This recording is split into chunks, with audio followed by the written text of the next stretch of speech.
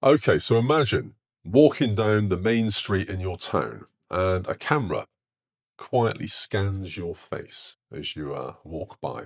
There's been no crime, there's been no arrest, it's just you going about your day to day, minding your own business, being a good citizen. So soon that could be the norm for every UK town, village, and also city. And that's not sci-fi. This is happening right now. There's definitely no tinfoil hat needed for this. So on the 4th of December, 2025, a mere, week ago, the government launched a public consultation that could legalize Face ID for all. So basically, your face becomes part of a database of millions. So, what's actually proposed? Well, it's a nationwide expansion of live facial recognition, otherwise known as LFR. It comes in the form of cameras, vans, and also CCTV. It's tied into watch lists and also identity databases, things like passports, immigration. And this is meant to be so that police can scan every face in public. Some police forces are already at work with new vans deployed to multiple counties in the UK: Surrey, Sussex, Inner London, Manchester, Greater Manchester. And that's going on right now. So the police state that it's for catching serious offenders, things like criminals, violent criminals, and repeat offenders, etc. It can also be used for finding missing and vulnerable people. So supporters call it the biggest breakthrough since DNA matching. There are, however, as you would expect, risks and controversies surrounding this. So, for a start, civil liberties groups and also some watchdogs warn that it's slipping towards mass surveillance. And let's be honest, it really does very much sound like it. When you add to this the advent or proposed advent of digital ID and everything else that's going to bring, yes, it absolutely does smack of 1984 and whatever else you want to liken it to. Essentially, your face, your being, your identity, your persona, all of it becomes a barcode scanned every moment you walk outside. There is documented bias. So, recent analysis by the National Lab showed false positive identifications are far more likely for Black and Asian people, especially for Black women, compared with white people. So that's a bit of a non-starter in my eyes to begin with. There is a legal vacuum. The rollout, it seems to be coming before there's any laws that have been put in place. What's that all about? The government has only just launched a public consultation about this to create the legal framework for something that they've been trialing for about 2 years. If anything, this is going to further erode public trust. And let's not forget, there are going to be psychological and sociological, if that is a word, effects that come with this. You've got things like thousands of people being scanned daily. Many people are going to feel uneasy about this, even if they've done nothing wrong. Some people may completely avoid public spaces altogether or take different routes in and around the known LFR points, if that's what they're going to be called. You're going to have minorities that may feel like they're being targeted, and because of that, they may feel unsafe.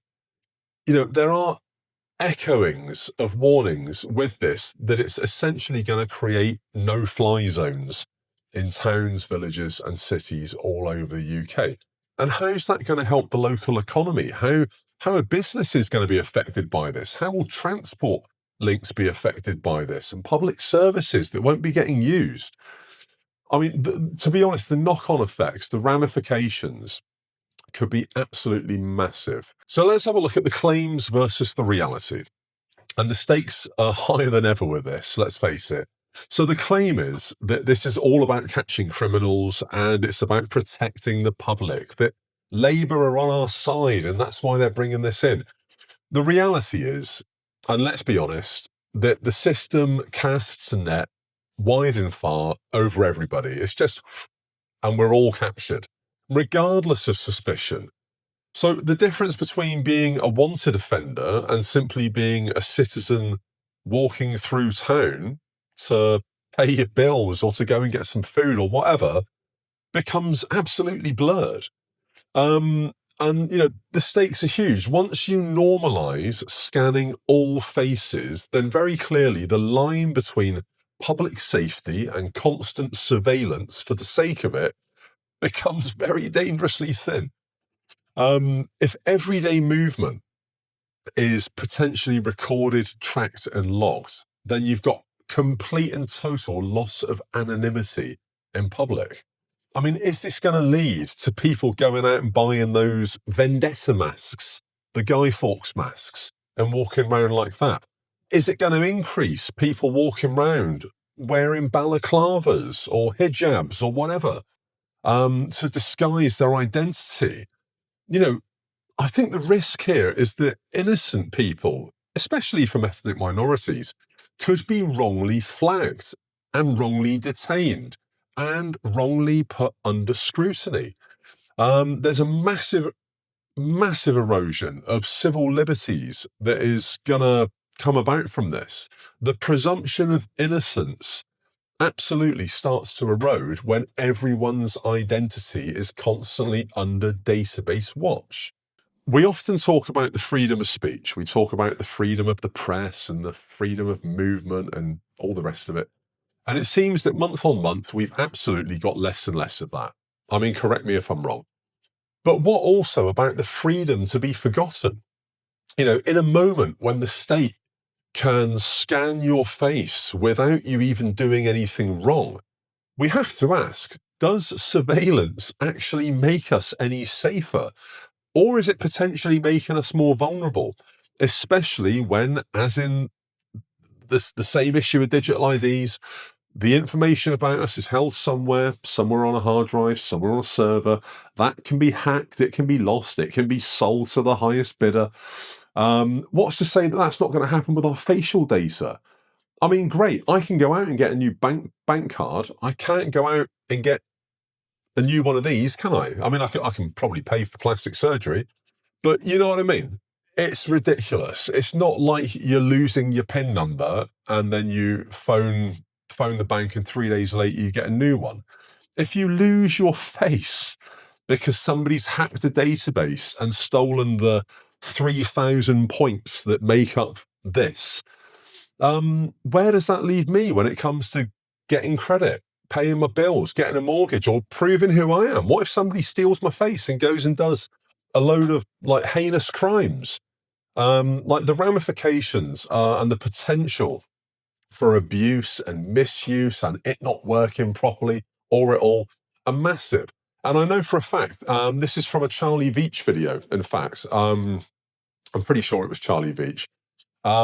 There was facial recognition being used in Piccadilly Gardens in Manchester on one of his videos.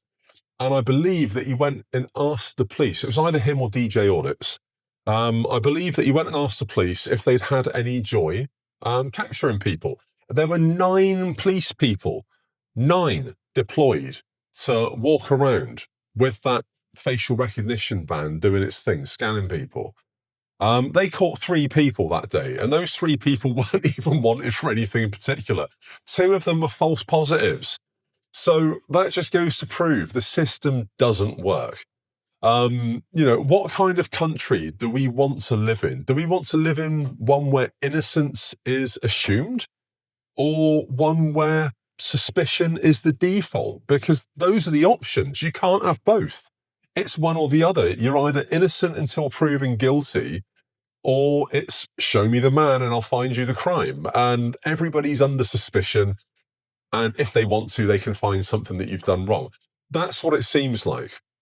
If this becomes absolute law, would you still walk around in the same way? Would you change the way that you move? Would you change what you wear, where you go, your day-to-day habits? Would you still shop in the high street? Would you still want to drive your car around? Tell me in the comments. Really keen to find out what impact you think this would have on your life and how it would play out.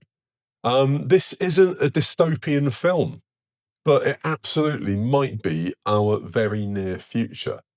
Really keen to find out your thoughts. Let me know, drop it below.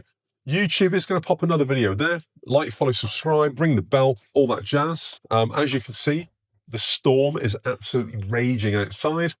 So a subscribe and a follow would go a long way. And yeah, see you in the next one. Goldman, peace out.